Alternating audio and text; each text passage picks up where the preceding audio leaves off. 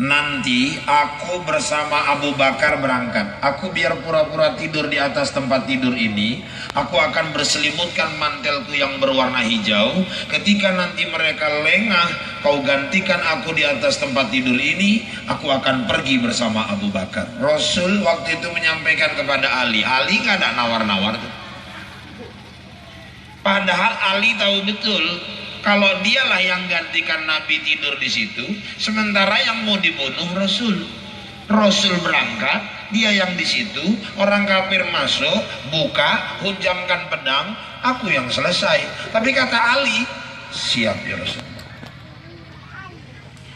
Nggak ada Ali nawar-nawar, Abu Bakar aja sampai Rasul yang udah tua. Yang udah dekat-dekat mati lah, aku kan masih panjang masa depan. Rasul nih nggak gaul kali, nggak ada itu. Siap ya Rasulullah. Sehingga akhirnya kan kisahnya Nabi ambil segenggam pasir yang lemparkan ke langit. Wa ja'alna min baini aydihim sadda wa min khalfihim sadda fa aghsaynahum fahum la yubsirun. Kami jadikan di depan mereka dinding, di belakang mereka dinding, sehingga akhirnya mereka di kanan kiri mereka dinding. Mereka punya mata tapi mata mereka tidak bisa melihat. Akhirnya gelap semua. Tak nampak lagi, ketiduran semua.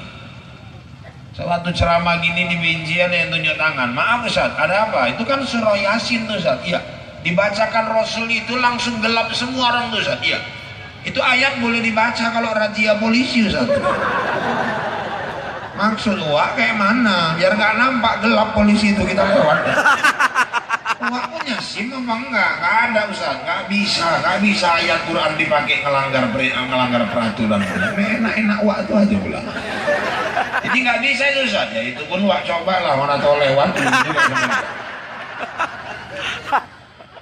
Akhirnya bapak-bapak, ibu-ibu jemaah, Ali sama Ali menggantikan Nabi tidur di situ. Tahu-tahu masuk orang kafir, mereka merasa intayannya lepas. Ketika dibuka selimut tadi, mantel yang berwarna hijau, mereka sudah mengendap-endap, dibuka terkejut. Yang tidur rupanya Ali. Di mana Muhammad? Ini ketehe kata dia. Langsung ditinju wajah Ali hingga muncrat darah dari hidungnya, digeret ke pinggir Ka'bah, diikat, disiksa sedemikian rupa, tapi Ali tetap bungkam 1000 bahasa. Kenapa? Karena cintanya kepada Rasulullah. Terus kan akhirnya Abu Bakar sama Rasul sembunyi di sebuah gua yang namanya Gua Thur. Sebelum masuk ke gua, ya Rasul kau tunggu di sini. Biar aku periksa dulu gua ini. Aku khawatir ada binatang-binatang buas di dalamnya. Kalaupun ada binatang buas ya Rasul, biarkan dia menerkamku asal kau selamat. Semana kita mau ngimbangi cinta sahabat itu kepada Rasul. Ibarat pas pampres, masuk dulu Abu Bakar, sterilkan tuh enak. Aman ya Rasul, masuk Rasul, guanya sempit, nggak bisa dua-dua berbaring, terpaksa satu duduk selonjor, satu berbaring. Yang duduk Abu Bakar, yang berbaring Rasul. Dia letakkan kepalanya di atas paha Abu Bakar. Tiba-tiba laba-laba buat sarang di pintu gua, merpati bertelur di pintu gua. Tahu-tahu waktu itu Nabi kelelahan, Nabi tertidur. Saat itu tiba-tiba dari lubang dinding gua keluar seekor ular berkepala hitam. Cepat waktu itu Abu Bakar mendorong kepala ular itu sehingga ular itu masuk lagi ke dalam lubang. Ditahannya lubang ini. Di luar orang kafir udah banyak. Ini kurasa di dalam orang ini, bisa-bisa di dalam ini. Abu Bakar masih nahankan ular ini karena nggak ada jalan. Akhirnya digigitlah telapak tangan Abu Bakar. Biru tangannya, bengkak, tapi dia tahankan. Saking sakitnya, demam tubuhnya, menetes air matanya hangat jatuh ke pipi Rasulullah Sallallahu Alaihi Wasallam. Rasul berbisik kepada Abu Bakar. Kaget dia lihat Abu Bakar menangis. Ya Abu Bakar, la takhaf wa la tahzan, innallaha ma'ana. Abu Bakar, jangan takut, jangan sedih, Allah pasti bersama kita. Dalam hati Abu Bakar, kok nggak tahu masalah kok mah. Kan masalah takut, dah hajab tangan dinahankannya. Tapi Abu Bakar tetap diam. Kenapa? Di luar orang kafir udah ramai. Orang kafir berpikir nih, jangan-jangan di dalam ini kau kalau bercakap pakai otak, kata yang satu. Kenapa? Kau pikirkan, kalau ada orang baru masuk, dia sarang laba-laba rusak. Kalau ada orang baru masuk, telur merpati itu pecah tepinya. Tak kau pikirkan itu. Iya pula ya. Itulah cara Allah mengelabui mereka. Wallahu khairul makirin. Semua orang kafir pergi, barulah Rasul tunjukkan, barulah Abu Bakar tunjukkan kepada Rasul bahwa tangannya digigit ular. Rasul menangis, dia peluk Abu Bakar yang badannya sudah panas menggigil. Waktu itu Rasul berdoa, dia keluarkan air liurnya, dia usapkan ke telapak tangan Abu Bakar yang digigit tadi. Spontan hilang bengkaknya, hilang rasa sakitnya. Apa itu Ustaz? Mukjizat. Kenapa bisa? Karena air liur Rasul. Aku kalau air liur ibu nggak jamin aku. Jangan ibu coba-coba. Di bapak digigit lipan tenang bang. Bismillahirrahmanirrahim. Cuy baru ngembat rendang jengkol lu aja. Baik enggak malah muntah-muntah lagi ibu nanti. Begitulah kecintaan seorang Ali. Begitulah kecintaan seorang Abu Bakar Siddiq.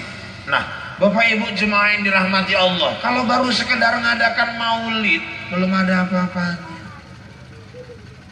Masih terlalu kecil. Tapi paling tidak inilah yang bisa kita lakukan. Sebenarnya ada yang lebih besar yang bisa kita lakukan dari cuma sekedar mengadakan maulid. Apa Ustaz? Menghidupkan sunnah Rasulullah Sallallahu Alaihi Wasallam.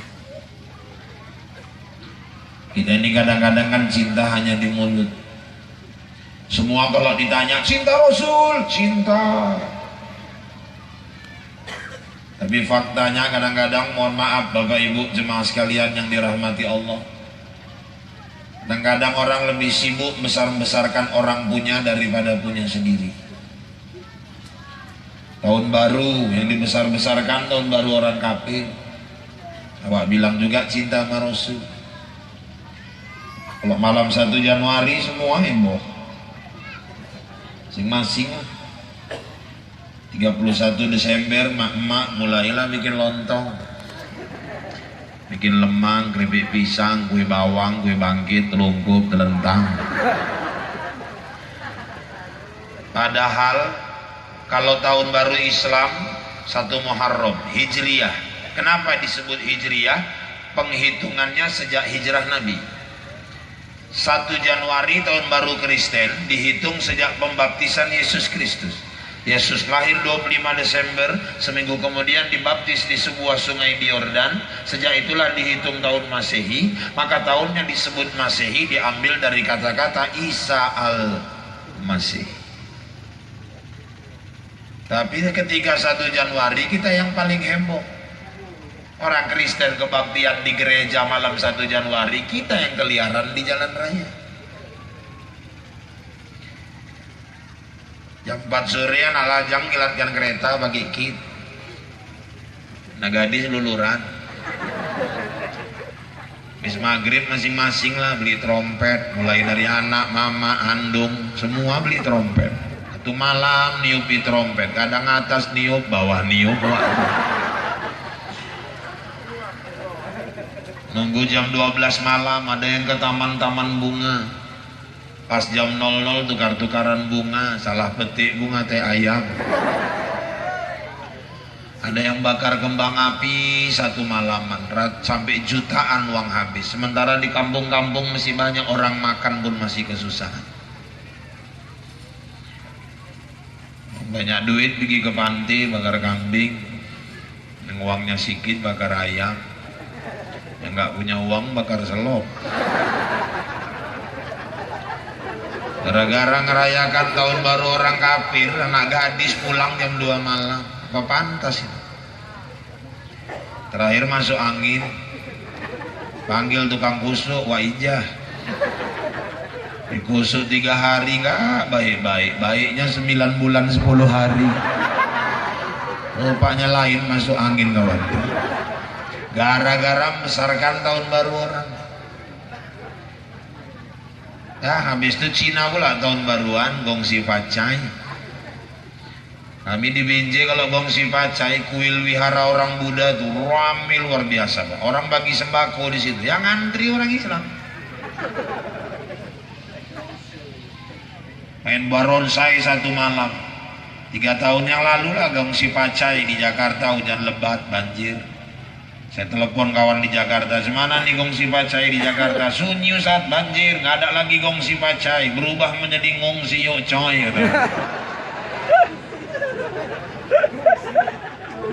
Kita sibuk besar-besarkan tahun baru orang, sementara malam 1 Muharram senyap, sunyi. Malah orang-orang tua banyak bodoh-bodohi anaknya. Apa katanya? Iki suro angker, colung wato-wato. Iki bulan dukun mandi kikris, bulan wong rawat tuyul, keramat angker, colung wato-wato. Malah ada yang bilang jangan mestakan anak bulan suro, di rumah tangganya panas. Dari mana dasarnya? Terakhir selama 1 bulan Tuan Kadi kehilangan job. Sebulan gak ngawin-ngawinkan. Biasa rokok di Samsu berubah jadi jiit. Padahal gak ada dalam Islam larangan pesta di bulan Suro, bulan Muharram. Nikah itu ibadah. Ibu-ibu, bapak-bapak, ibadah yang dikerjakan di bulan yang mulia, pahalanya berlipat ganda. 1 tahun ada 5 bulan mulia. Bapak ibu jemaah yang dirahmati Allah, salah satunya Suro, Muharram. Apa salahnya orang pesta bulan Suro? Alhamdulillah lah pigi kawan tuh dah. Panas sekali lampunya.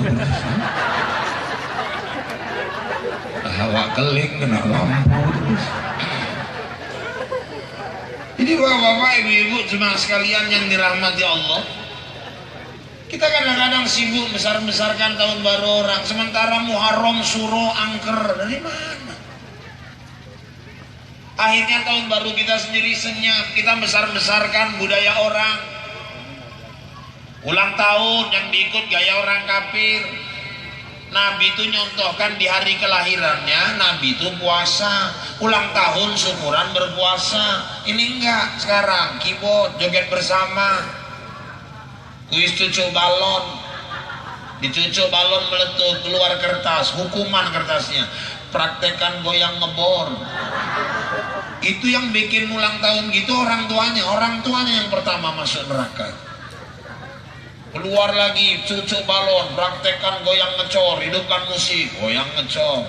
Keluar lagi, praktekkan goyang patah-patah, goyang gergaji, martil, linggis, dan alat-alat tukang lainnya. Happy birthday tuyul, baru tiup-tiup lilin. Tiup lilin itu budaya gereja, bukan budaya Islam, gak usah diikut-ikut. Sekarang aja udah lumayan bisa ditempah-tempah. Pergi ke toko bolu, beli bolu, lilinnya di atas angka 17, ulang tahun ke-17, nyalakan, tiup. Ulang tahun ke-25, lilinnya angka 25, nyalakan, tiup. Kalau zaman dulu kan enggak. Ulang tahun ke-17 ya 17 biji lilin. Tiup. Lilin waktu niupnya. Ulang tahun ke-40, 40 biji lilin ditiup. Yang kasihan yang ulang tahun nenek-nenek 75 tahun. Disediakan lilin 75 biji, nenek suruh niup, lilin gak mati, neneknya yang mati dulu. Gak bisa napas nenek. Logikanya orang ulang tahun tuh mau umur panjang, hidup lebih lama. Lah ini logikanya, filosofisnya ngidupkan lilin ditiup padam. Apa hubungannya mau umur panjang? Ikut aja orang Islam. 14 Februari Valentine ikut juga. Ditanya, kalian ngapain hari Valentine Ustaz? Hari berkasih sayang. Kepala otak gua tuh hari berkasih sayang. Hari Valentine itu lebih identik dengan nilai-nilai ajaran agama lain. Kalau udah Valentine, besok hari Valentine ini hari ngirim chatting sama pacarnya, wahai Adinda di Villa Jingga, salam kangen selalu, cuk wahai Adinda, kaulah bulan, kaulah bintang, gara-gara kau aku banyak utang. Tidur tak nyenyak, makan tak enak, cuman beol yang banyak. Wahai Adinda, I love you my darling, celana satu disambar maling. Kita tahu kisah Nabi sedih, tapi lebih sedih kisah cinta kita berdua. Kita tahu harga cabai, bawang, tomat, semuanya mahal, tapi lebih mahal nilai-nilai cinta kita berdua. Kita tahu bahwa penjajahan atas cinta harus dihapuskan karena tidak sesuai dengan peri kemanusiaan dan peri keadilan. Perjuangan pergerakan kemerdekaan Indonesia telah sampailah kepada saat yang berbahagia dengan selamat sentosa. Ngirim chatting kayak ngarang undang-undang pula wah. Akhirnya di hari Valentine ini kuucapkan salam kasih untukmu. Wassalam Legino. Mau kebanyakan tingkah no.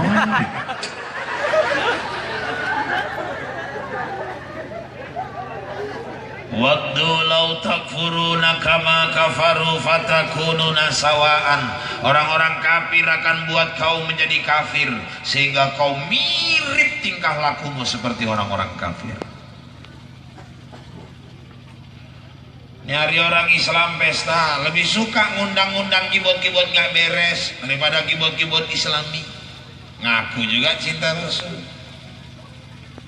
Isu mau pesta ini malam kenduri, semua diundang, tokoh-tokoh, pemuka agama, kepala dusun, baca yas, baca tahtim, tahlil, doa. Ubar, besok masuk Tuan Kadi, ijab kabul, ceramah, doa. Pulang, masuk lagi grup marhaban, bawa tarawih berjanji, marhaban, doa. Malam doa, pagi doa, siang doa, pulang grup marhaban, jingkrak-jingkrak di pentas keyboard. Pertanyaannya untuk apalah dia kenduri tadi malam? Saya bilang kalau niat ngundang keyboard-keyboard yang beres, nggak beres-beres, udah gak usah kenduri-kenduri. Berdoa minta berkah, besoknya maksiat, itu kan sama aja menghina Allah. Dan kok mau orang mengeluarkan uang 4 juta untuk beli dosa? Penyanyinya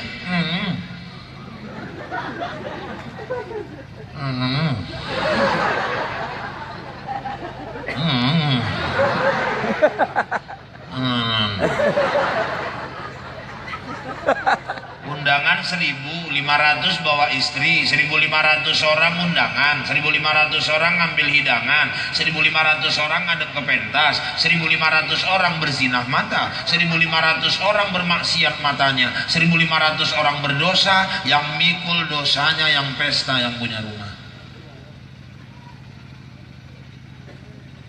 Belum lagi gara-gara keyboard maksiat masuk, maksiat yang lain ngikut, tukang dadu masuk. Yang jual minuman keras berjejer disusun mulai dari al-kamfutiyah wal wiskiyah wal brandiyah wal birriyah wat tofi merengiyah sampai wat tuwaiyah.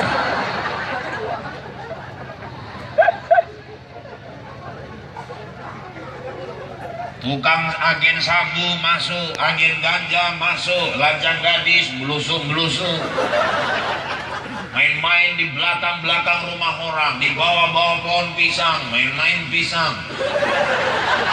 Nah, maksudnya pisang Banten, pohonnya pendek, ini pikirannya tak kemana. Belum lagi jam 12 malam pada rebutan joget, mabuk, pijak-pijakan kaki, tikam-tikaman. Siapa yang diseret ke kantor polisi? Yang pesta, kok mau? Orang bertengkar dia diseret kantor polisi, udah ngeluarkan duit, beli dosa lagi, gara-gara dia pesta kampungnya jadi kampung maksiat. Kayak apalah dosa yang pesta? Ini nggak boleh ngundang-undang keyboard Ustaz. Siapa bilang nggak boleh? Hidup ini kalau nggak ada seni pun nggak indah. Tapi jangan seni yang bawa maksiat. Ajan aja kalau nggak ada lagunya nggak semangat orang. Ajan subuh, Allahu Akbar, Allahu Akbar. Asyhadu an la ilaha illallah, asyhadu an la ilaha illallah. Siapa orang mau ke masjid? Nah, kalau azannya lagu TPI, orang pun semangat. Allahu Akbar, Allahu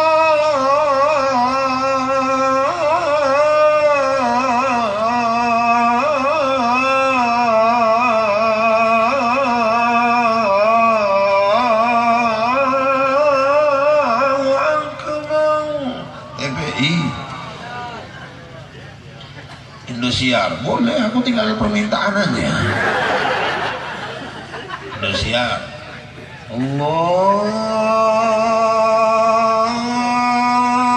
Akbar, Allahu Akbar. Indosiar. Ya cocok kabeh lah CTP. Aku diundang suruh ceramah, bukan tukang tes saja. Lama-lama ngerjain ustadznya. Asal jangan macam tetangga saya lah bu, saking panjangnya ajan nyasar aja. Hayya 'alas shalah.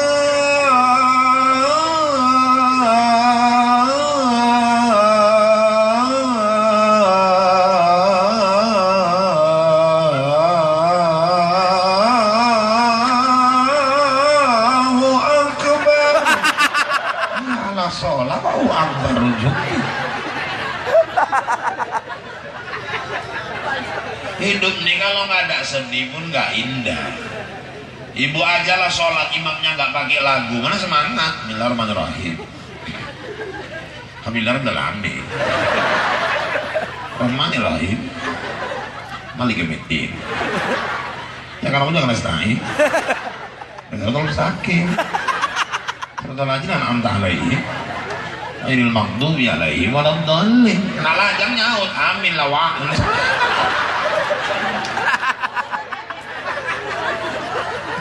Ya kalau kayak Imam Masjidil Haram. Alhamdulillahi rabbil alamin. Ar-Rahmanir Rahim. Ya mau semangat.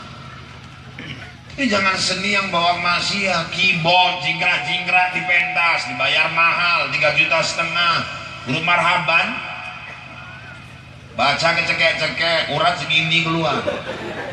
Giliran jam 12 panas, basah luar, basah dalam. Kadang-kadang batu atas nembak bawah lagi. Sallallahu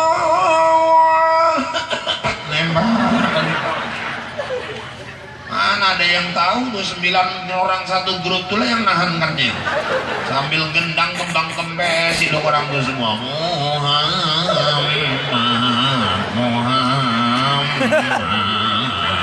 hancur tenan nyawa iya Allah taruh semangat dok ini nggak ajab kok.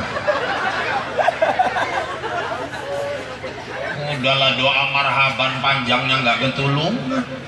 Doa marhaban kan panjang tuh bu, mulai gini tangan orang ngamingannya, nggak siap turun sikit, nggak siap turun lagi, suwi-suwi dideloi cocot awalin bocor mau nggak siap-siap lagi. Terakhir taruh di atas paha dua-dua. Didoakan pengantin bahagia dunia akhirat, rumah tangga sakinah mawaddah warahmah, didoakan pestanya sukses, pulang apa? Nasi sebungkus, mie, kentang dirajang, dagingnya sepotong, padang nasib jelek ketukar lengkuas pulang. Di rumah setengah mampus anaknya gigit daging apa? Mama daging apa sih Kima? Itu loh mama itu lengkuas ini.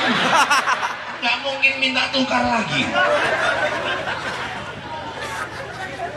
Paling bulut sejumput telur sebiji sama bendera bolong. Seragam setahun nggak lunas-lunas. Pulang selopnya hilang bulan. Sampai rumah anaknya 6 masih buka pintu, bapaknya terkejut anaknya. Mamanya tadi buka, telurnya untukku itu untukku, punyaku. Aku udah nunggu dari tadi bang, punyaku tuh bang. Bapaknya pun marah, hehehe telur sebiji pikir rebutan. Duduk semua anak, bikin malu tetangga sih. Bapaknya pula yang ngambil telurnya kan. Gupasi sama bapaknya, mak ambil benang. Untuk apa bang? Gue coba kacici apa bang? Kalian cocot istriku lain. Rupanya motonginya pakai benang, teringat tukang mie rebus. Untung bapaknya panjang akalnya, anaknya 6 kebagian semua. Udah siap istrinya nanya, lo untuk aku mana bang? Dia jondok lengiku lah. Nah ini belum siap. Maksudnya kayak naburi kan mayang kita ngendok, kita ngodok sih meneh, pikirannya mau nanti wae. Kita ngaku cinta sama Nabi, orang-orang yang menghidupkan syiar nggak kita hargai, yang buat maksiat kita bayar mahal. Bapak-bapak, ibu-ibu, Bilal mayat aja, Bilal mayat. Anak. Padahal paling payah nyari Bilal mayat. Bisa nanti 6 kampung cuma 1 Bilal mayat, 6 kepala dusun. Itu pun kadang nggak kita hargai. Jokowi habis jabatan rebutan orang gantiin. Gubernur habis jabatan berjejer gambar di pohon-pohon, sibuk orang mau gantiin. Dulu orang takut dekat pohon, katanya tiap pohon ada penunggunya. Sekarang penunggunya pula yang lari. Pasangi gambar semua nggak ketakutan penunggunya. Bupati habis jabatan berebut orang gantikannya. Tapi saya belum pernah tahu orang rebutan gantiin Bilal mayat. Apalagi sampai nyogok, nggak ada itu. Yang ada Bilal meninggal setengah mati kita nyari gantinya. Itu pun nggak kita hargai. Minggu ninggal malam Jumat rapat. Assalamualaikum warahmatullahi wabarakatuh. Assalamualaikum warahmatullahi wabarakatuh. Bapak-bapak, saudara-saudara sekalian, malam hari ini kita akan menentukan siapa pengganti Bilal kita. Sebagaimana kita maklumi minggu lalu Bilal kita Wak Leman telah berpulang ke rahmatullah. Malam ini kita akan menentukan siapa penggantinya. Supaya rapat kita tidak terlalu berlarut-larut, saya kira kita tunjuk penggantinya yang sudah biasa membantu sajalah. Wak Mail ya Wak. Wak Mail, aku bukan nggak mau, anak-anakku nggak ngasih. Nggak ngasih kenapa Wak? Ya nggak tahu, anak-anak tadi waktu mau berangkat pesan ya jangan mau jadi Bilal mayat kalau disuruh. Jadi nasihatilah anaknya Wak, ini kan kerja akhirat ini, Allah yang balas. Ya kalian lah ngomong sama anakku. Ya kami takut Wak, anak Wak beli mob, makanya jangan lancip kali muncul kuliah.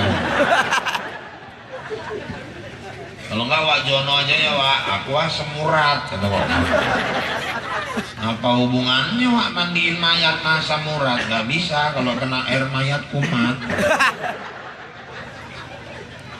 Kalau enggak Wak Parno aja ya Wak, aku batuk. Atau Wak Parno, apa hubungannya batuk memandiin mayat? Masa selamanya Wak batuk? Gak bisa, kalau bau kapur barus alergi, gatel aja mau batuk. Kalau enggak Bang Uco aja ya Bang, kau dia muncung kau. Dari tadi semua orang kau tunjukin. Kalau kau yang mau jadi Bilal, kau jadi Bilal. Jangan nunjuk-nunjuk orang. Aku pula kau suruh jadi Bilal mayat. Aku nengok mayat aja takut. Jadi Bilal, begaduh pula orang dulu. Itu pun Bilal mayat yang ada nggak kita hargai. Saya bilang di mana-mana, keluarga ninggal banyak mobil, pinjam mobil tuh satu, jemput Bilal tuh ke rumah. Assalamualaikum, waalaikumsalam. Dan dapat kabar Wak, kenapa? Ayahku meninggal Wak. Kapan? Tadi malam. Jam berapa? Jam 2 Wak. Kok bisa meninggal? Ya udah hajal lah. Maksudnya sakit apa? Nggak ada sakit Wak, ketimpa pensil. Masa ketimpa pensil meninggal, pensilnya 1 peti Wak. Meninggal orang pensilnya 1 peti. Berarti udah terasa lah ayah kau. Kenapa Wak? Semalam hari Jumat pulang sholat Jumat, ayah kau memang ada ngomong sama Wak. Loh apa kata ayahku Wak? Bang, nanti kalau aku meninggal, aku minta abang yang mandikan aku. Ayahku ngomong gitu Wak. Iya. Sudah terasa lah dia tuh Wak. Jadi Wak nyautinya semana ya? Aku bilang lah sama ayah kau, ya kalau kau duluan meninggal. Kalau aku duluan meninggal kayak mana? Ayah kau bilang ya kalau abang duluan, abang mandi sendiri lah. Abang kan di rumah. Sempat seluruh ayahku ya Wak. Iya. Ya udahlah Wak, kalau gitu Wak lah yang mandikan. Udah siap-siap Wak, nanti kita sama-sama. Udah nanti aku ke sana. Udah Wak, siap-siap Wak. Udah. Aku bawa mobil ini jemput Wak. Siapa? Siap dia mandi, bukakan pintu Avanza, suruh dia duduk, tutup, jepret, suruh dia pegangan yang di atas. Bangga kita jadi orang Islam nengok petugas-petugas agama. Ini enggak, aku naik apa ke sana? Aku mau cepat nih Wak. Wak kan punya sepeda. Naik sepeda, Bilal tadi rantainya bolak-balik lepas.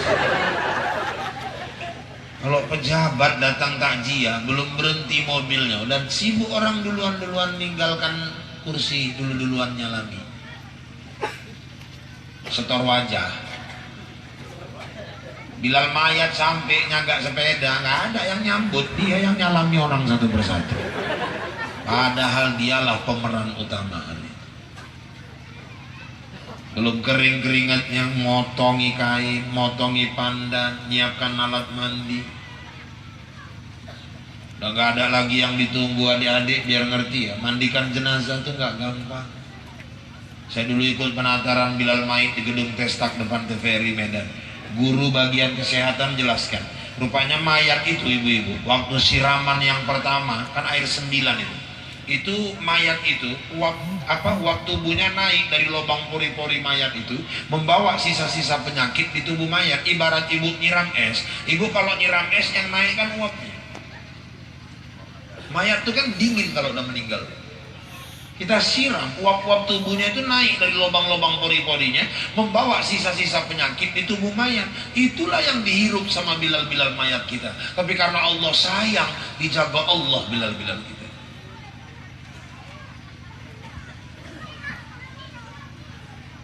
Belum lagi kena ninggal-ninggal yang gak wajar.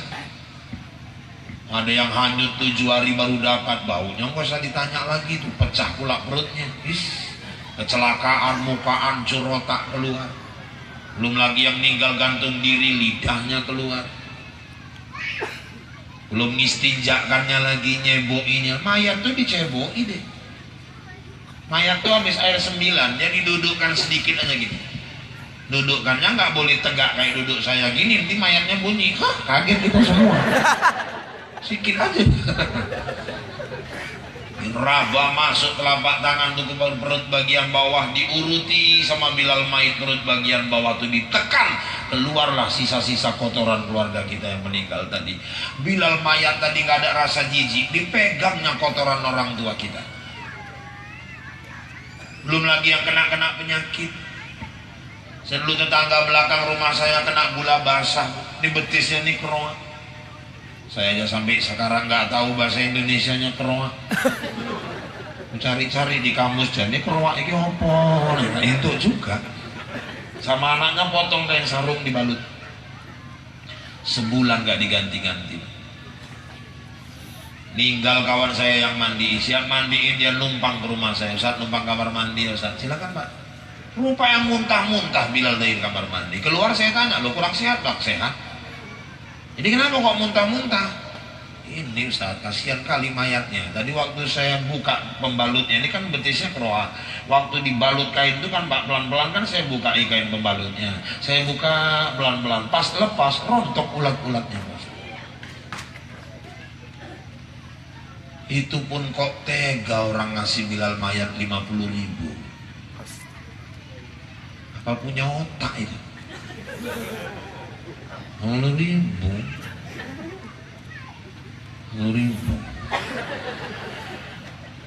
Penyanyi keyboard jingkrak-jingkrak di pentas 3,5 juta kita bayar. Bilal mayat mandikan orang tua kita, sanggup kita ngasih 50.000. Paling banter cepet.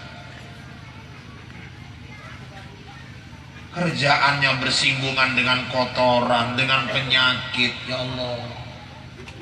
Saya pernah ceramah gini di Langkat, ada yang tunjuk tangan. Nah Ustaz, ada apa? Yang penting kan dia ikhlas Ustaz. Ikhlas kepala otak kau itu ikhlas. Kalau cerita ikhlas, jangan kau ajari soal ikhlas Bilal mayat tuh. Nggak kau bayar pun dia ikhlas. Tapi di mana otak kita?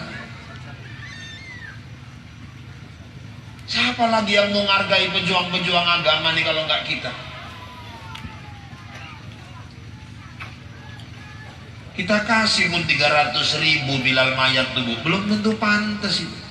Lagi pun kan seumur hidup cuma sekalinya kita meninggal, bukan bolak-balik kali meninggal.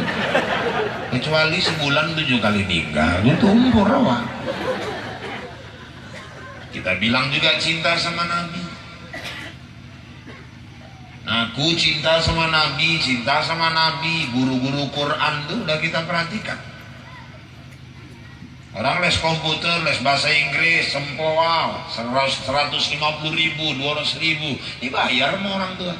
Azkia mau masuk stan 1,5 juta satu paket setahun, dibayar orang. Guru ngaji 20.000 aja nunggaknya menggadang-gadang sampai 3 bulan. Kita bilang juga kita cinta Nabi. Padahal ninggal kita bukan bahasa Inggris nolong kita. Ibu masuk kubur, anggarkanlah bahasa Inggris anak ibu itu dia ziarah. What is name mom? Mama, how are you mom? How are you? Mamanya nyaut, you how yang menyelamatkan kita di kubur itu bacaan Quran anak-anak kita. Ayo hargai guru-guru ngaji kita. Di Abu Dhabi, Qatar, Bapak Ibu, imam-imam masjid itu gajinya paling rendah 18 juta. Tapi memang hafal 30 juz. Di sana imam pantang megang-megang sapu, nggak boleh berus-berus kamar mandi. Sekali megang sapu, mamnu, haram, langsung direbut. Tapi emang hafal Quran. Di Indonesia imam-imam masjid gaji nggak jelas, merangkap tukang sapu, berusi kamar mandi, uang infak nggak nampak jadi ceritaan. Kita masih jauh menghargai pejuang-pejuang agama ini. Ini satu. Yang kedua, pembuktian cinta kepada Rasulullah Sallallahu Alaihi Wasallam. Bapak Ibu jemaah sekalian yang dirahmati Allah, apalagi Ustaz? Ayo amalkan sunnah-sunnahnya. Di antara sunnah Rasul itu apa Ustaz? Satu, memakmurkan masjid. Nabi itu orang yang sangat cinta kepada masjid. Hatinya selalu terpaut rasa rindunya kepada masjid. Kadang-kadang orang Islam sekarang suka bangun masjid megah kurang megah, yang isi nggak jelas. Sekarang orang perkara nyumbang untuk masjid, waduh, dermawan banyak kali, masuk ke masjidnya yang payah.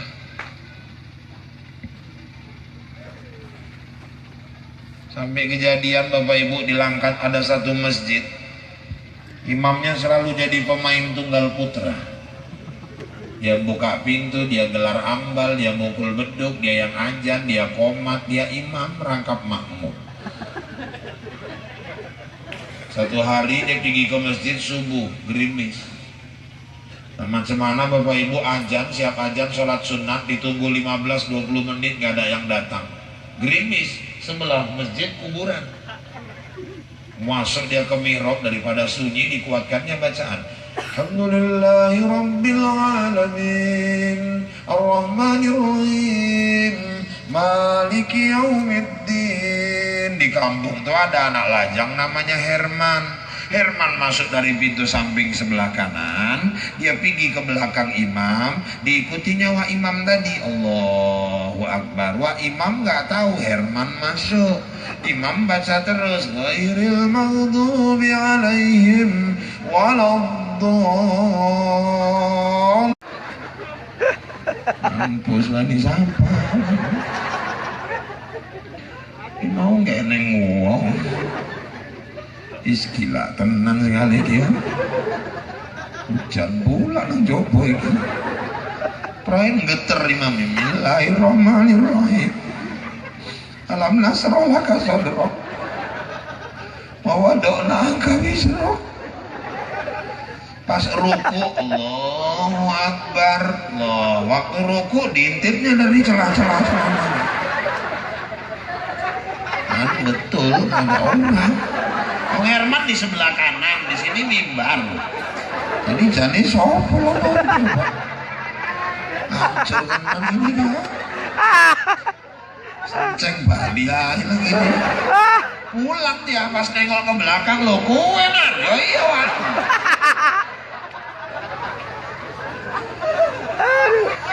Ada kesan kok seolah-olah masjid itu cuma punya Najir doang.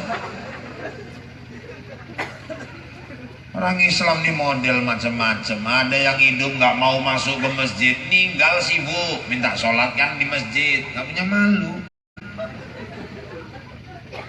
Mana bisa lagi dia minta pak keluarganya. Wis ninggal bojoe metu Wak Najir, bojoku nyolat kini nang masjid ya Wak. Terakhir iki Wak. Najir arek ngomong iya, bojomu enggak pernah nang masjid. Arek ngomong enggak oleh untuk masjidku. Terakhir Najir pun gak ikhlas. Ya wis. Oleh Wak, ya wis. Oleh enggak Wak? Ya wis, apa? Wak masuk ke dalam masjid sama kerendah-kerendahnya. Sampai dalam masjid malaikat pun kaget. Lo tumben Wak, murid enggak pernah nang masjid. Dan saya perlu mengingatkan Bapak Ibu, nyolatkan jenazah di masjid sama di rumah sama saja. Nggak ada kelebihan sholat jenazah di masjid kecuali lebih lapang. Kadang kuburan ujung sana, rumah tengah sini masjid. Ya udah, kalau di rumah lapang sholatkan di rumah aja, siap langsung ke kuburan. Kecuali mau ke kuburan ngelewati masjid mampir, jangan nyusahin orang.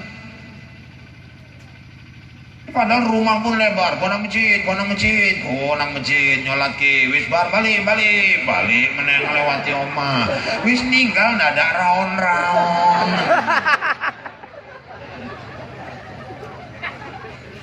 Orang menes dilebokke masjid lali ndasiling di. Sering gaduh itu di masjid, ndasiling di mau iki. Tak rasa lengi iki mau, tak rasa cocotmu iku tak rasa.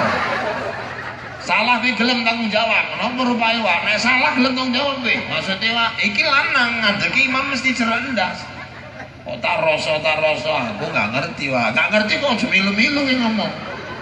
Ya tak kok ling nglebokke kerendol lah Wak. Sopo ling nglebokke? Kami Wak, ndas ling ndi? Keneng ke Irwan, kata-kata emang.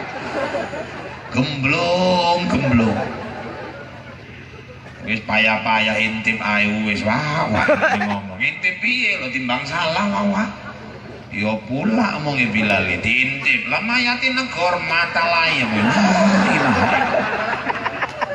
Sama saja. Aduh. Ini soal mayat nih banyak kali orang berdebat-debat. Kemarin itu di Perbaungan kejadian gitu juga, yang ninggal perempuan Pak. Nyolatkan bawa ke masjid kan belum ditutup kerendahnya. Wah Bilal, kepala sebelah mana? Kanan woi, kanan. Sebelah kanan. Bilalnya keluar ngambil wudhu, familinya masuk. Aku mau tanya sama kalian, ya Pak, ini yang ninggal laki apa perempuan? Perempuan Pak. Jadi kok kepalanya kanan? Ngomong ya Pak, Bilal kanan Pak, keneng, lanang kanan, wedok kiri, nyalah iki. Jadi piye Pak? Puter. Salah woi, puter meneh kerendo. Kurang kerjaan puter. Nah, gak lama Bilalnya masuk. Ayo mulai, ya Pak. As-salatu jami'ah. Ngusik. Kenapa Pak? Kita harus berubah meneh iki. Maksudnya Pak, mau kan dasi tak omong nganan, kok sebelah kiri, sama ning ngerombak-rombak. Duluri protes Pak, omongnya nek lanang nganan wedok kiri. Sapa ning ngomong? Duluri Pak, kene lanang wedok nganan ngarang deh niku. Jadi piye Pak? Puter meneh. Mayatnya pun sambat mumet Pak mumet. Di fikih itu kalau yang tinggal laki imam berdiri dekat kepala si mayat. Kalau yang meninggal perempuan, imam berdiri dekat perut atau pinggang si mayat. Letak kepala lain daerah lain-lain. Di sebagian daerah Bapak Ibu laki kepala kanan, perempuan kiri. Indonesia secara umum laki perempuan kanan. Jadi sebetulnya Pak nggak perlu diperdebatkan. Seandainya laki kepala sebelah kiri pun yang penting imam berdiri dekat kepala, cuman nggak lazim saja. Jadi kanan kiri nggak ada masalah Pak, nggak ada masalah. Yang salah nyolatkan jenazah, mayatnya diberdirikan, itu salah. Adep-adepan pula imamnya sama mayatnya. Bismillahirrahmanirrahim. Alhamdulillahirrahmanirrahim. Belum 4 takbir udah gantian ninggal imamnya. Hidup nggak pernah ke masjid aja kok ninggal sih Bu, minta sholat kan di masjid. Ada orang hidup nggak pernah ke masjid, sekali pergi ke Pekanbaru singgah ke masjid, numpang kencing. Lah ilaha illallah, jijiknya aku nengokkan mukanya itu. Itu panitia pembangunan masjid buat kamar mandi, bukan WC umum. Itu disediakan untuk orang yang istinja bersuci mau ibadah. Hidup ke masjid nggak pernah, sekali singgah ninggalkan najis, kan kurang ajar. Selentik jin mampus dia. Ayo masuk ke dalam. Pak Ustadz, ada apa? Kalau kami mama-mama kan katanya lebih bagus sholat di rumah Ustadz. Ya Aisyah mencontohkan begitu. Memang nggak boleh sholat ke masjid, Pak. Yang bilang nggak boleh siapa? Ibu kalau mau ke masjid izin suami, kepergiannya nggak mendatangkan fitnah, niat menghidupkan syiar, nuntun anak-anak supaya cinta masjid dalam rangka tarbiyah, silakan. Tapi kalau saya mau sholat di rumah aja kan nggak apa-apa Ustaz, nggak ada masalah. Bapak yang wajib ke masjid sebenarnya. Yang sholat di rumah itu kan mak-mak. Maka kalau ada suami sholat di rumah, itu namanya suami soleha. Mulai besok dia pergi kerja, ibu kasih jilbab, nih bang jilbabnya pakai. Jilbaban, kumisan, mau gak kilo, delok gini. Bapak ibu jemaah sekalian yang dirahmati Allah. Jadi kalau misalnya kami sholat di rumah nggak apa-apa ya Pak, nggak ada masalah. Ada ibu-ibu nanya Islam tuh kok beda-beda kan Pak, laki sama perempuan? Maksudnya di Madinah itu laki-laki bisa ngerapet ke makam Rasul, kami nggak bisa. Boleh masuk ke Baki, ke Ma'la, kami perempuan nggak bisa. Laki-laki ada sholat Jumat, kami nggak ada. Ibu ngapain sholat Jumat? Ibu kerjakan aja tugas di rumah sebagai istri, itu kalau ngerjakannya ikhlas, pahalanya udah kayak orang sholat Jumat. Apa itu Ustaz? Urusi suami yang mau sholat Jumat ini. 6:30 pagi udah tahu nih Jumat, ibu belanja pun udah dipilih-pilih, yang makruh-makruh jangan dimasak. Udah tahu Jumat, rendang jengkol, noco pete, jengkolnya kelas. Suami pulang dari ladang makan gosok gigi pun enggak, langsung ke masjid. Imamnya walad dolin, dia lebar kali amin. Sebaik assalamualaikum 3, bangsan wa di belakang. Makruh-makruh tuh nggak usah dimasak. Jam 9 cucikan selop suami itu. Laki mau sholat Jumat. Dah ibu tiriskan di depan. Suami berangkat tinggal maki. Ini suami mau sholat Jumat aja nggak open, nyari sendal aja bingung. Kenapa selopku deh punya mata cari sendiri. Ya Allah, kayak apa lah dosanya itu. Tengok depan selop mertua, belakang selop anaknya, samping selop istrinya. Sekali jumpa di bawah pohon gori. Itu pun sebelah swallow, sebelah Jepang. Takut ketinggalan sambar aja. Masa Jumat itu kan sholat hari raya kita seminggu sekali. Sholat ibadah hari raya orang Kristen itu kan minggu, kita tuh Jumat. Masa sholat hari raya sebelah swallow, sebelah Jepang? Yang berdosa istrinya itu. Pulang malah bawa karpil pula lagi wah. Sampai di rumah istrinya nyambut, berhasil kayaknya sholat Jumatnya. Berhasil kayak mana deh kok bawa karpil lah, dan diem aja muncung kau, kita aja yang tahu. Sama gilanya dua-dua. Jam 11 carikan baju suami itu, ambilkan dari lemari. Saya istri saya Bu Anjeli itu ya Rahul kan bininya Anjeli. Dan tinggal dengar aja pun sibuk kali. Istri saya itu kalau hari Jumat dia udah paham tuh Bu. Saya malam misalnya wirid kenduri malam Jumat, saya ambil baju dari lemari. Besoknya dia tahu saya nggak akan mau pakai baju itu lagi.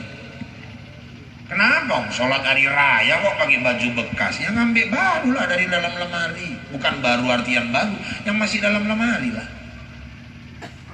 Karena pernah dia protes-protes, saya baru sekali maki bang, nggak tahu dia, nggak akan mau saya tetap ngambil dari lemari. Kalau nggak saya menghormati Jumat, siapa lagi?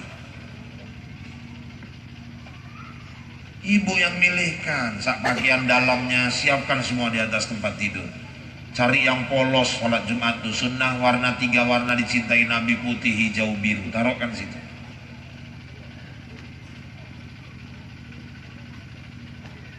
Kadang-kadang laki ini kalau nggak ibu urus, yang penting sah. Sholat pakai kaos. depannya lambang Golkar, belakangnya udah buram, yang belakangnya pun bingung gambar apa lah baju. Lama-lama ditengok, oh Anas Mamun, lama kali bajunya itu. Malaikat pun kampanye ini, kata malaikat. Dulu tetangga saya Bu di kebun, ini kejadian ini. Pulang dia pemanen kelapa sawit, pulang makan, taat tapi orangnya rajin ke masjid, orang Jawa. Mati lampu, dengar orang pukul beduk di masjid, wah langsung mandi jebur siap, ambil wudhu masuk ke kamar, kan redup orang mati lampu. Diambilnya lah bapak ibu baju koko, celana bonggol selutut. Dia nggak biasa pakai sarung dari rumah, biasa pakai sarung di masjid, taruhkannya sarungnya di bahunya gini. Berangkat dia ke masjid, saya udah naik ke mimbar khutbah. Sampai di depan pintu masjid mau dipakainya sarung, kaget rok istrinya yang sebetulnya kami satu masjid nggak tahu, cuman karena dia heboh geger semua. Jerit dia, lo kok ngene? Oh deloi kabeh ngene. Saya di mimbar hampir ketawa saya khutbah kan. Ya ibu bayangkan roknya manjang, sepan yang biku-biku gini, hitam. Kalau dia make itu apa nggak gawat orang? Pulang lagi dia nukar. Siapa yang berdosa Ustaz? Istrinya, nggak open suamimu ibadah. Iya.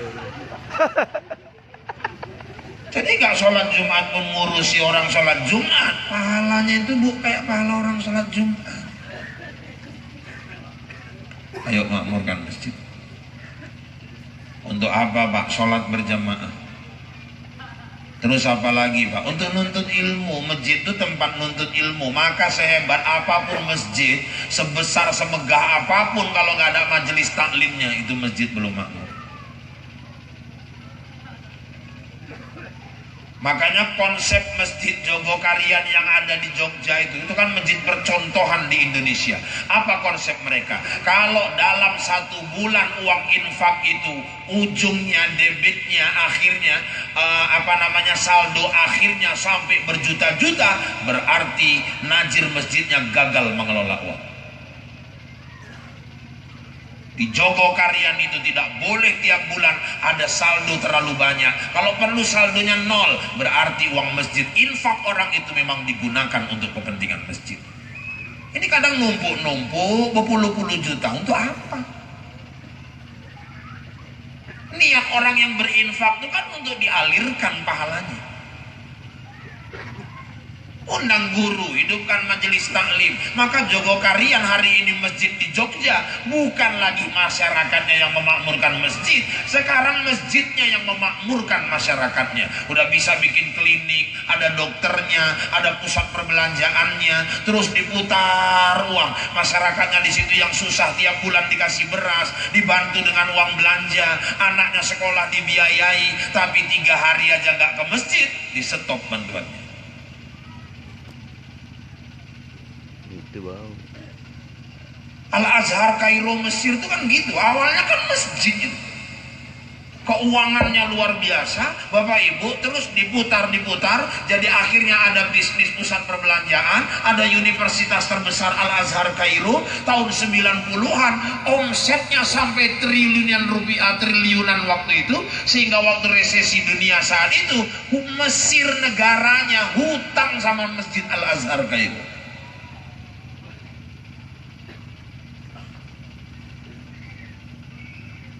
Hidupkan majelis taklim, panggil guru. Banyak hal yang perlu kita pelajari.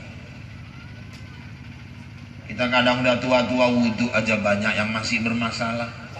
Saya pernah lihat orang haji, pergi haji, udah sampai ke Mekah wudhu basuh wajah. Kan bukan wudhu nih, cuci muka bangun tidur nih. Wajah itu kan batas tumbuh rambut, samping pangkal telinga, bawah dagu. Maka orang ambil wudhu diratakan. Wudhu syarat sah sholat, gak sah wudhunya, gak sah sholatnya. Panggil guru belajar. Sering orang membasuh tangan itu dari lengan dialirkannya air ke bawah. Padahal kita pikir manapun membasuh 2 belah tangan hingga siku. Berarti kan pengertiannya dari ujung jari ke siku, supaya air masuk dalam kuku. Gak usah yang tinggi-tinggi dulu ngaji, dari dasar aja dulu. Sering orang basuh kaki, kakinya dipijakkannya ke kamar mandi, disilamnya dari atas, telapak kaki nggak kena. Karena posisi dia memijak ke lantai.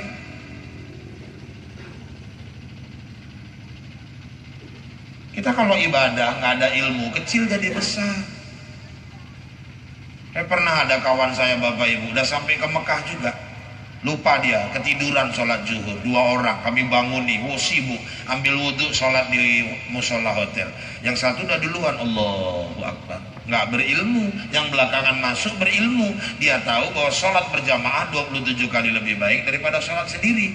Berdirilah dia kira-kira sejengkal di sebelah kanan kawannya yang udah duluan sholat ini. Dia tahu caranya minta berjamaah. Disentuhlah bahu kanan orang yang sholat ini. Rupanya yang nyenggol paham, yang disenggol tak paham. Plek, opo kan? Lo, siji opo kang, siji lo, enceng ngulang meneh sholat. Kenapa Pak? Nggak berilmu. Iya. Orang kadang kalau nggak berilmu, sholat kecil jadi besar. Kita ini kan sholat paling berat nih menghadapi serangan udara. Udah 4 rakaat sholat, tinggal at-tahiyatul, bisa di ujung-ujung itu terkena serangan udara gitu. At-tahiyatul mubarakatus sholawatut, kerosanya setaibatulillah Waalaikumsalam wabarakatuh. Nggak mampu nahan kan itu. Ini nih sholih.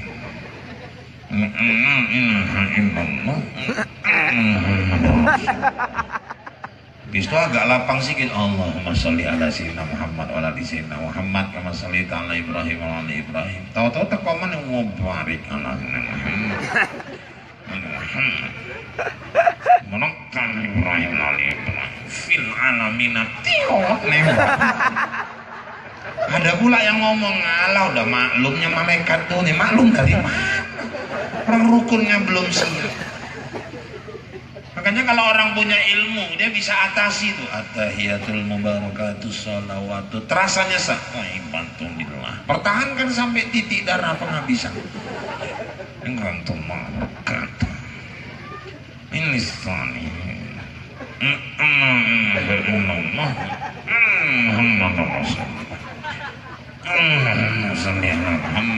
Muhammad. Udah nggak tahan betul. Ibu udah boleh langsung salam kalau udah selawat. Duka masalah itanya Pak, nggak dibaca pun nggak apa-apa. Batas rukun sampai di selawat, udah desak betul. Jangan ditahan-tahan kan nembak nyesal. Allahumma sholli ala Assalamualaikum warahmatullah. Tembakan but, aman dia. Tapi kalau udah salam ke kanan, angin dibuang, dia nggak boleh lagi salam yang ke kiri. Kenapa Ustaz? Karena yang rukun itu salam yang ke kanan. Jadi kalau orang sudah salam ke kanan, angin dibuang, berarti dia buang angin sudah di luar sholat. Kalau dia salam ke kiri lagi, berarti tadi dia buang angin masih dalam keadaan sholat. Tetap batal sholatnya.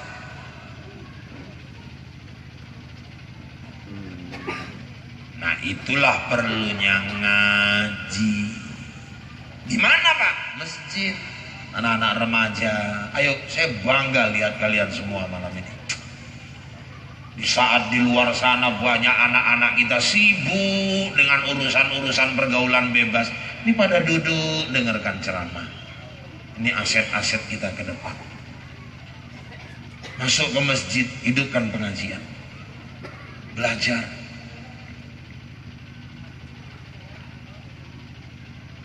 Orang hidup kalau nggak pakai ilmu gampang disesatkan. Makanya bapak-bapak, ibu-ibu jemaah sekalian yang dirahmati Allah, pernah ada kejadian di Medan, ada anak lajang di, waduh, istilah Jawa merusali nggak ketulungan. Sekampung nggak ada yang suka itu. Kotak infak hilang, sepeda hilang, tabung gas hilang, apa aja semua hilang. Tuduhan orang udah ke dia aja ini. Rupanya satu hari sejahat-jahat orang Bu, sekali-sekali kan pingin tobat. Rupanya malam mabuk, jam 3 sadar, mandi, gak bisa tidur, dengar baca Quran kok tiba-tiba pingin ke masjid. Jalan dia. Sampai masjid jumpa Wak Najir. Najir sengit kali nengok dia orang bola balik kota Impak Ilah. Gue dateng ngopo gini nih. Sholat lawak, sholat. Oh kota hilang nih. Ini ngopo nih Wak. Alah, orang ngerti wae. Kampung is ngerti. Udah sembarangan nuduh Wak. Jadi opo meneh. Ini apa itu ya ini sholat Wak. Ngerti gue sholat terbaik. Ya ngerti lah Wak. Ini sholat apa? Sepele wah subuh ngerti gue alhamdulillah wah. Aku arek takon karo gue yo sholat subuh pirang rakaat wah ini ngenyek wah pirang rakaat ngenyek pirang rakaat sholat subuh yo telu wah bali nggak boleh wah bali wah telu wah bali wis bali Wak telu wis bali. Gak boleh Wak, gak oleh nek telu wis bali ae. Pulang di jalan jumpa orang mau ke masjid pakai sarung. Arek nanti Bang, masjid. Ngopoi Bang? Salat lah. Salat apa Bang? Salat subuh. Nah, tak takoki sampean Bang. Pirang rakaat salat subuh? Ya loro lah Dik. Kang bali ae Kang bali. Aku telu ae kongkon bali wong nyebur loro. Itulah kalau pau tadi.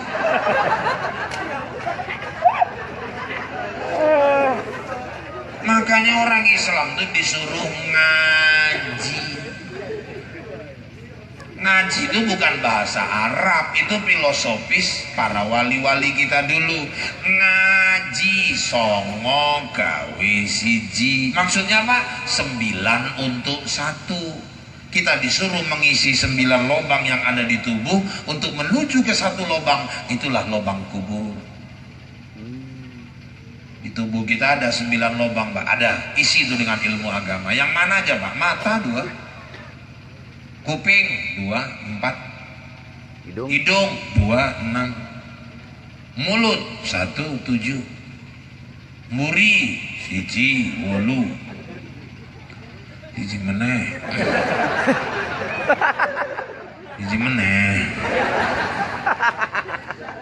Iji meneh PR lah, boleh masing-masing rumah.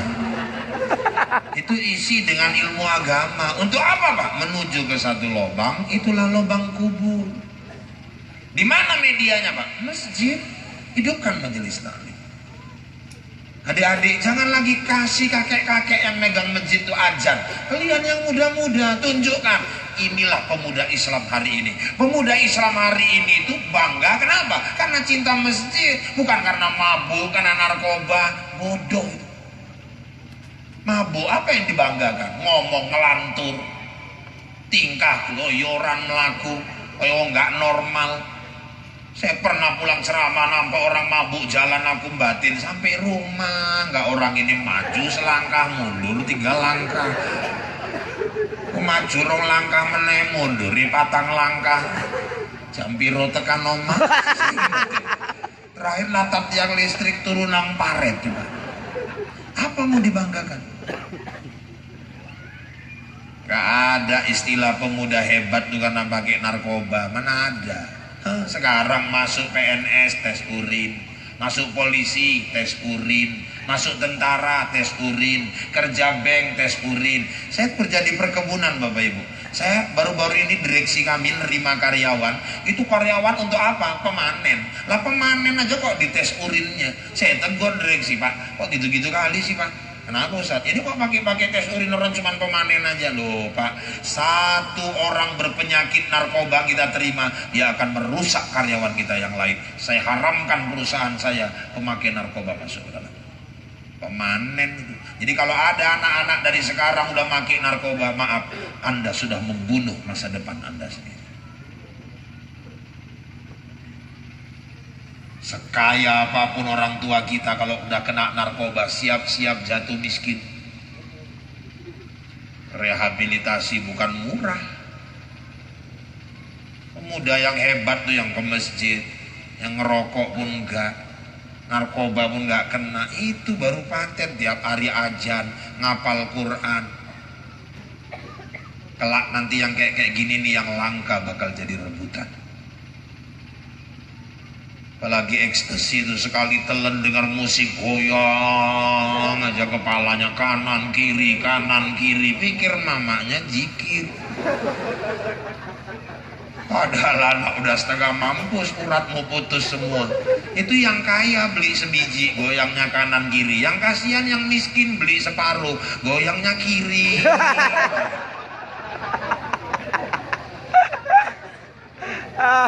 Aduh.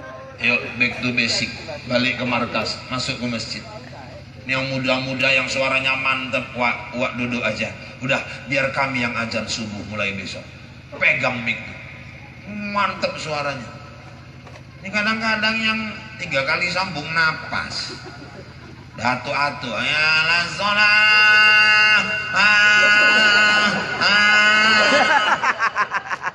Datang yang di rumah ninggal wis lah. Bukannya ganti malah nyuruh ninggal mulai. Bapak-bapak, ibu-ibu jemaah yang dirahmati Allah. Saya sederhana aja kajian saya nggak tinggi-tinggi. Kalau cinta Nabi itu aplikasikan. Apa sunnah-sunnah? Masuk ke masjid, hidupkan masjid, tebarkan salam, jaga silaturahim, jaga persaudaraan. Ayo perbanyak sedekah, dititipi harta, ada hak orang lain di situ. Nabi itu kan orang yang jarang ada uang nginap di rumahnya. Ini aja bisa kita amalkan, sudah luar biasa. Bapak ibu tugasnya cuma denger, cocok mantu, nggak cocok geleng, lucu ketawa. Penderitaanku kayak apa di sini kan ibu nggak ngerti kan? Ini dari pagi, tadi siang, malam, saya udah dari hari Jumat bu nggak pulang-pulang. Anjeli pun udah mulai pening bang. Kira-kira mau kayak Bang Toib apa cemana sih bang katanya. Kok lama-lama nggak pulang-pulang kata dia.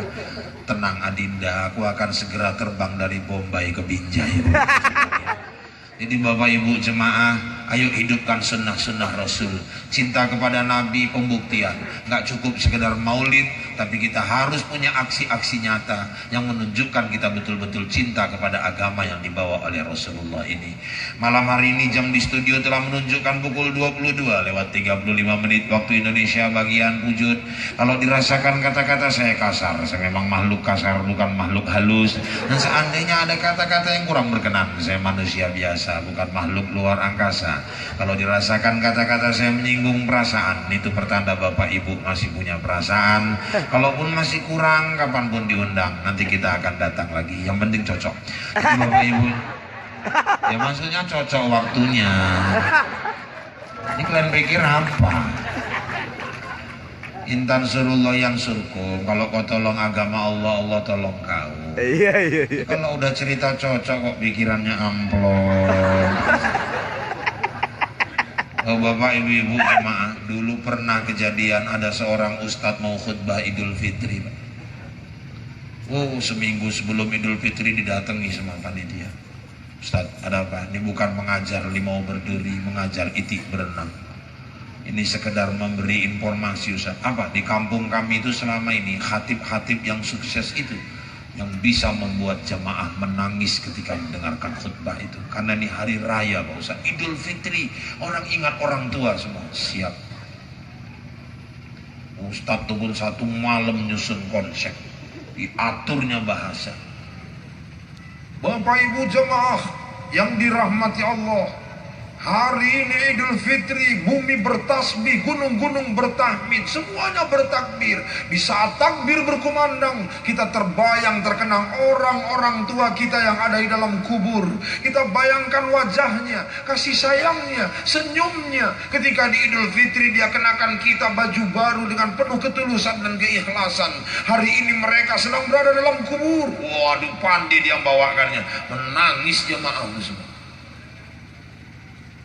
Pulang udah siap panitia datangi, puas Ustaz, pas, makasih Ustaz, disalami amplop Ustaznya, pulang Ustaznya. Sampai rumah Ustaz buka amplop, Ustaznya yang nangis sendirian dulu. Oh bapak ibu-ibu, ini filosofisnya terjemahkan masing-masing. Tapi yang pasti kalau saya dikasih alhamdulillah, nggak dikasih parah kalilah. Ini saja barangkali yang dapat saya sampaikan. Kusangka terbit bulan purnama, ternyata bintang tak muncul jua. Di lain waktu kita berjumpa. Semoga Allah meridhai kita. Kalau ada jarum yang patah, jangan kau simpan sampai berkarat. Kalau ada kata yang salah, maafkan Ustadz dunia akhirat. Kalau ada jarum yang patah, siapa yang matahin? Kalau ada kata yang salah, maafkan Ustadz lahir dan batin. Kalau ada jarum yang patah, jangan kau buang ke dalam parit. Kalau ada kata yang salah, tolong jangan diungkit-ungkit. Kalau ada jarum yang patah, jangan disimpan di peti besi. Kalau ada kata yang salah, tolong jangan laporkan sama polisi. Kalau ada sumur di ladang, tanda petani kurang kerjaan. Kalau ada umur yang panjang, bertemu kita di lain kesempatan. Kalau ada sumur di ladang, silakan ibu menumpang mandi. Kalau nggak ada sumur di ladang, jangan sampai ibu nggak mandi. Tak ada gading yang tak retak, tak ada laut yang tak berombak, tak ada bisul yang tak bengkak, dan tak ada tuyul yang tak botak. Demikian informasi aktual, faktual, tajam dan terpercaya yang dapat saya sampaikan melalui liputan 6 SCTV malam ini. Mudah-mudahan yang saya sampaikan bawa manfaat buat kita semua. Saya Rahul, Anjeli, Ica, Tapasya, Tapki, Gopi dan seluruh kerabat kerja yang bertugas mohon diri dari hadapan Anda. Kita bertemu kembali lain waktu, lain kesempatan, dalam gelombang yang sama dalam acara berpacu dalam ibadah. Buah durian, buah kedondong, sekian dulu dong. Burung irian, burung cendrawasih. Cukup sekian dan terima kasih. Burung pipit, burung merpati, burung gagak, burung garuda, itulah jenis-jenis burung yang ada di Indonesia. Saya kembali ke Bombay. Wabillahi taufiq wal hidayah. Assalamualaikum warahmatullahi wabarakatuh.